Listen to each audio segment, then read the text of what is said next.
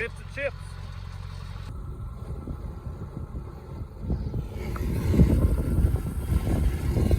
Our water department hooked us up with a awesome hydrant. Got us water, the first water ever on the farm.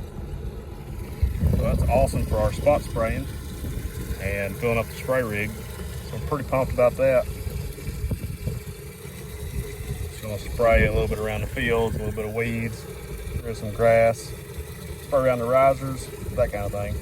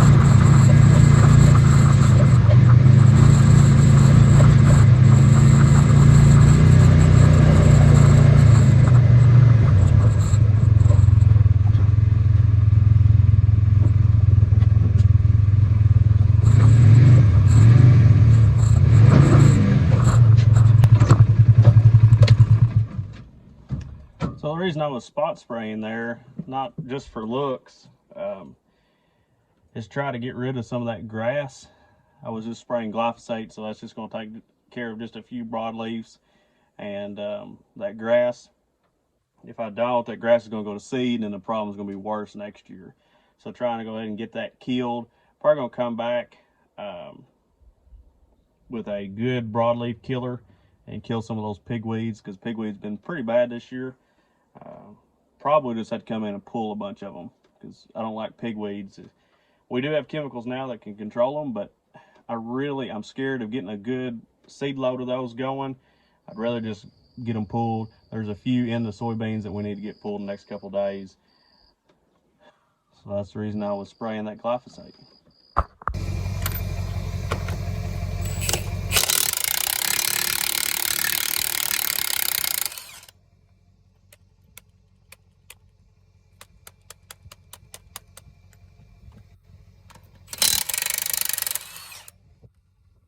I almost made it home. Should have knew it was coming. I think it's getting a slight vibration.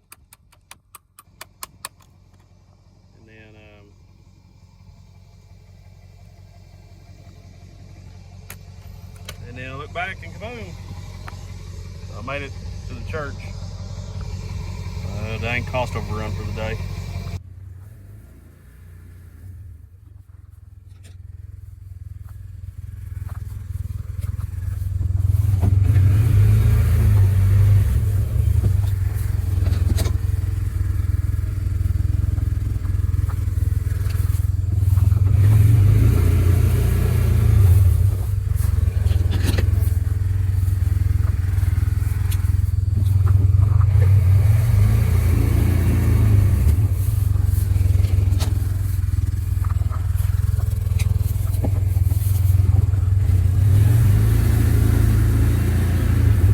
Easier with two people, but probably most of y'all are one man band.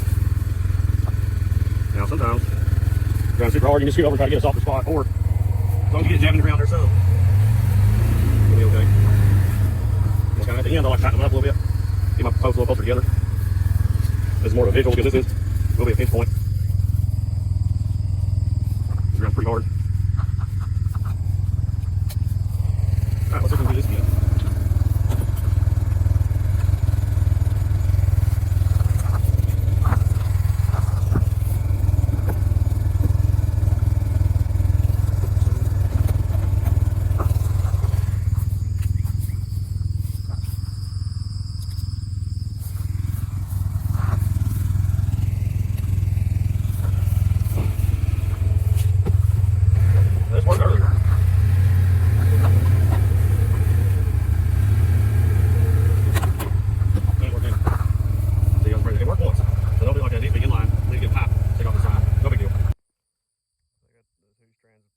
Put up, I'm going to pull this.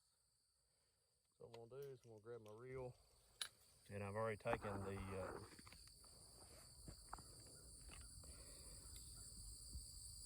already untied that with my slip knot, so I'm just going to roll.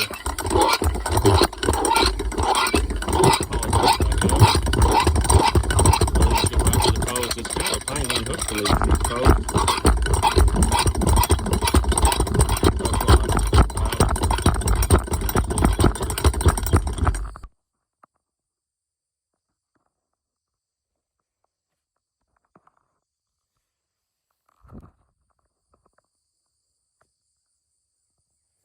There you go. I was hoping I could catch that on camera.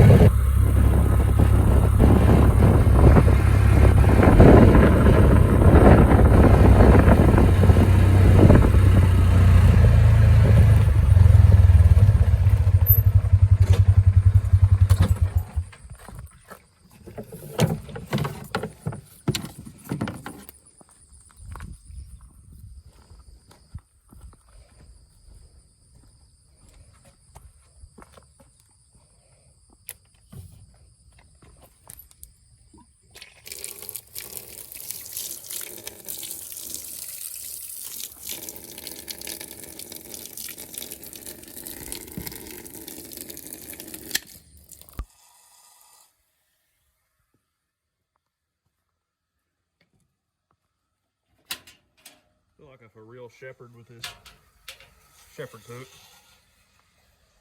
I have not really used it yet. I just picked it up yesterday from my wife's grandparents. Supposed to grab the back leg. Hey, take a gander at this. This is the old friendly one. 202. Boy, her eyes look better today. Her eyes looked really bad yesterday.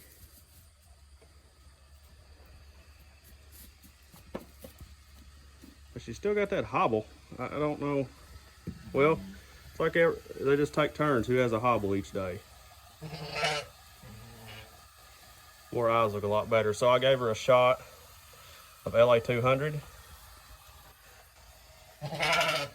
And then I flushed her eyes with Vetericin. Now, I'm not sure if you're supposed to do that, but I felt like that was the best thing to do yesterday. I'm not recommending it.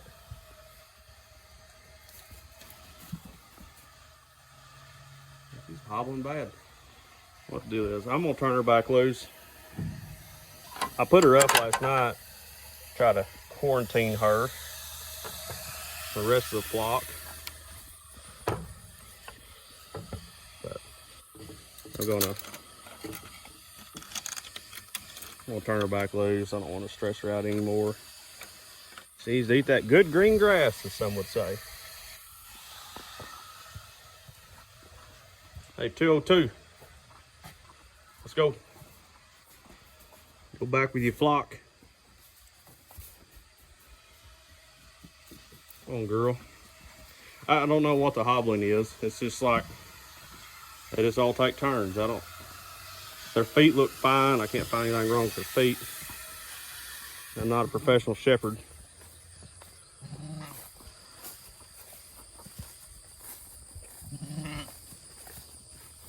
Just kind of hurt them all. They've already found the fresh stuff.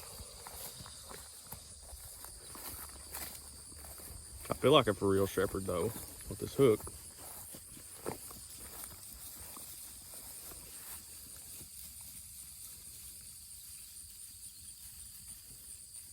They don't want the green grass.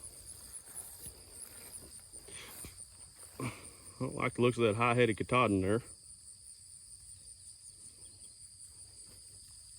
I would assume the bad eyes is from all that grass seed being tall. Some say it doesn't matter. I really feel like it does. If you read a lot of research, it's horses and cattle. It's a big deal. It will lead to pink eye. Supposedly in this rotational grazing, it's not that big of a deal. I don't know. I think it would be best not to have the seed heads. But what do? I don't know if I should come in and mow it or not. Leave a comment and tell me what I should do. Got a little drainage from a few eyes, but not bad. They found the grass. The cows have found the grass. I left them on that right there, that little spot. Where's my hook?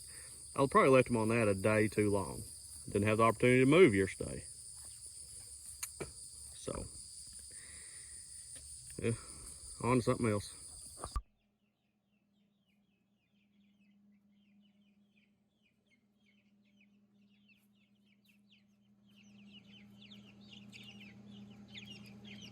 Alright, so I threw them a huge bug and they're fighting over it. Oh, where's my hand? Where'd he go? They've already ripped him apart. That right there has him.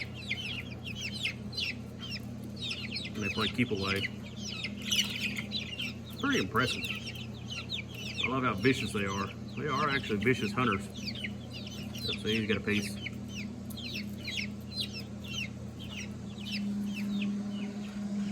They get their chicken condo put together.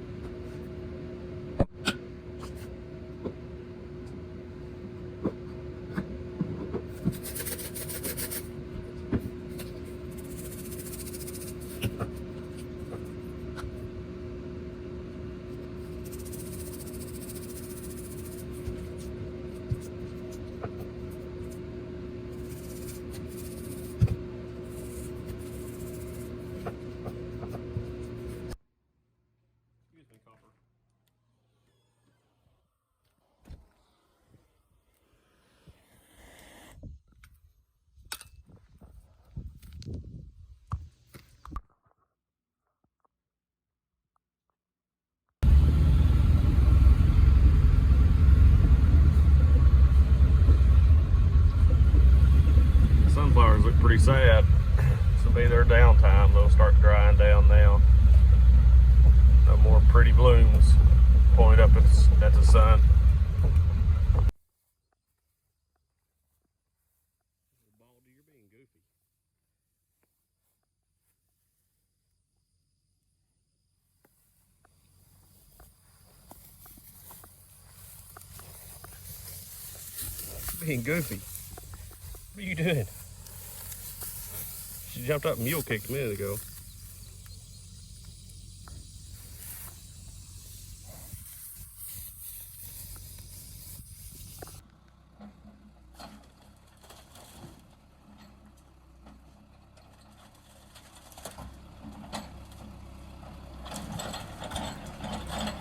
Just like you to notice the red wasp. Like we would say, waspers. I've never in my life, nor has my dad ever seen, the amount of waspers that are, I'm having to dodge, that are in, these suckers hurt now, that were in this house. Like I don't even know. It's like dragonflies.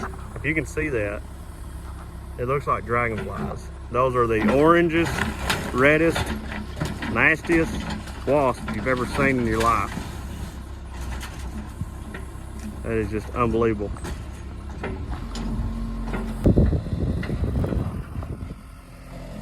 for some reason, the wasps are not bothering him.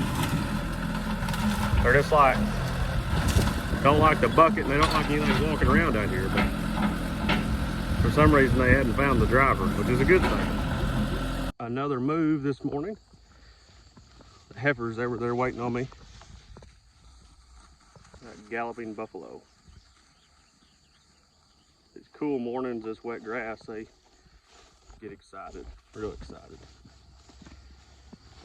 So I made another move, put in another back fence. So they were on this for 2 days, and now they're going to that.